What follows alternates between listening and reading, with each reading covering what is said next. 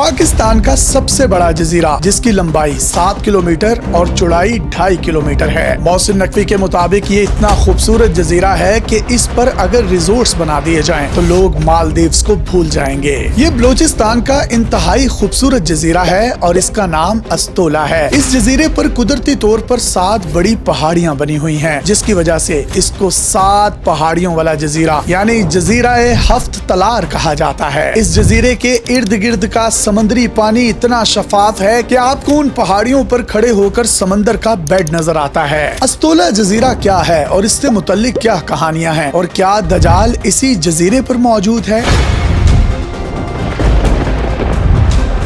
हजरत तमीम दारी रजी अल्लाह ताला अन्हो मुस्लिम शरीफ में आपसे मुतल्लिक एक तवील हदीस मौजूद है, जिसमें आप रजी अल्लाह ताला अन्हो ने दजाल से मुलाकात का अहवाल बयान किया। हजरत तमीम दारी ने रसूल करीम सल्लल्लाहु अलैहि वसल्लम को बताया कि 30 अफराद एक कश्ती में सवार थे। उनको समंदरी तूफान ने घेर लिया। उस समंदरी तूफान में वो 30 अफराद फंस गए और 1 महीने तक समंदर की लहरें उन 30 अफराद के साथ खेलती रहीं। फिर उन लहरों ने उनको भटकाते एक जजीरे पर पहुंचा दिया। वो जो ही जजीरे पर पहुंचे तो उन्होंने वहां इंतहाई खौफनाक शक्ल वाला एक जानवर देखा, जिसने अपना नाम जसासा बताया। उस जानवर के जिस्म पर इतने ज्यादा बाल थे कि ना तो उसकी कमर नजर आ रही थी, ना चेहरा और ना ही जिस्म। इस जानवर को देखकर वो तमाम अफराद डर गए। डरते डरते उस जानवर से जब मुकालमा हुआ तो उसने बताया कि मेरा नाम जसासा है और इसी जजीरे पर करीब में एक टेम्पल है जहाँ एक आदमी रहता है, आओ उससे मिलने चलते हैं। हजरत तमीम दारी फरमाते हैं कि हम टेंपल में दाखिल हुए तो हमने देखा कि एक बहुत बड़ा आदमी जिसको जंजीरों में बांधा हुआ है, उसने हमें देखते ही 4 सवालात किए और आखिरी सवाल था कि क्या वो नबी आ चुका है जो उम्मी था, जिस पर जवाब दिया कि हाँ वो उम्मी नबी आ चुका है। जिस पर जंजीरों में जकड़े हुए उस आदमी ने कहा कि उसका क्या हाल है, क्या उसने कोई जंग लड़ी है? तो उन्होंने जवाब दिया हाँ उन्होंने जंग लड़ी है। जिसके बाद जंजीरों में जकड़े हुए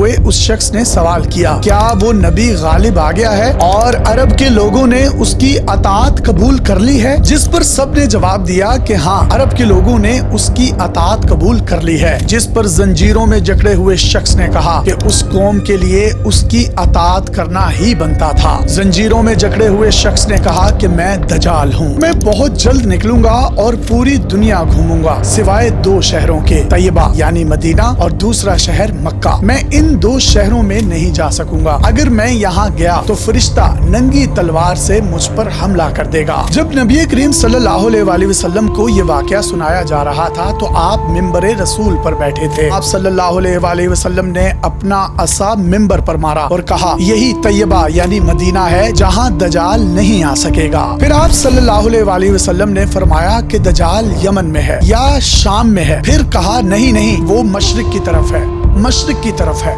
मशरिक की तरफ है, यानी 3 मर्तबा ये जुमला दोहराया। अब अगर मदीना से मशरिक में देखा जाए तो मशरिक में बहराए अरब है। हम तमाम पाकिस्तान के लोग मगरिब की तरफ मुंह करके नमाज पढ़ते हैं, यानी पाकिस्तान से मगरिब की तरफ अगर मक्का और मदीना है तो मक्का और मदीना का मशरिक पाकिस्तान और बहराए अरब बनता है। अब बहराए अरब में 4 जजीरे हैं, जहाँ सबसे बड़ा जजीरा स्कोट्रा आइलैंड है, लेकिन स्कोट्रा आइलैंड यमन में है और आप सरकार सल्लल्लाहु अलैहि वसल्लम ने यमन में दजाल की नफी फरमा दी है कि वो वहाँ नहीं है। उसके बाद दूसरा जजीरा ओमान में है। तीसरे छोटे छोटे जजीरों का झुरमुट इंडिया में है, जबकि चौथा बच जाने वाला जजीरा एक ही है जिसको अस्तोला कहा जाता है, जो पाकिस्तान के सूबे बलोचिस्तान में वाक़या है। कहा यह जाता है जिस जजीरे पर दजाल बंधा हुआ है वहाँ एक टेम्पल भी है और हजरत तमीम दारी को जसासा एक टेम्पल में लेकर गया था और इत्तफाक से एक टेम्पल इस अस्तोला आइलैंड पर भी वाक़या है।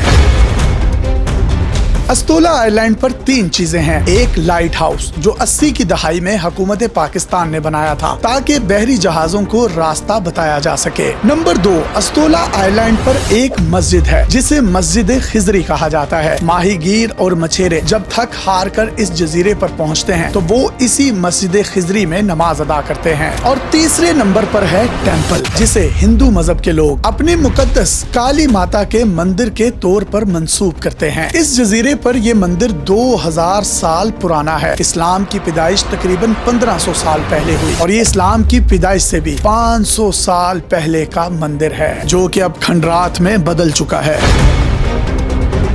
اکثر لوگ دجال کی لوکیشن اسی استولا آئی لینڈ پر فرض کرتے ہیں کیونکہ ٹیمپل بھی اسی جزیرے پر واقع ہے اور یہی مدینہ سے مشرق کی طرف بھی ہے، لہٰذا یہی پیشن گوئیاں کی جاتی ہیں کہ دجال کی لوکیشن بھی یہی جزیرہ ہو سکتی ہے۔ لیکن اس معاملے میں حتمی طور پر کچھ نہیں کہا جا سکتا کیونکہ یہ اللہ کا معاملہ ہے اور انسانی آنکھ دجال کو تب تک نہیں دیکھ سکتی جب تک کہ اس کا ظہور نہیں ہو جاتا۔ بعض علماء اکرام کہتے ہیں کہ حضرت تمیم داری اور دجال کے درمیان اللہ تعالیٰ نے پردہ اٹھا دیا تھا، اس لیے حضرت تمیم داری ان کو دیکھنے کے قابل ہوئے، ورنہ کوئی انسان دجال کو نہیں دیکھ سکتا۔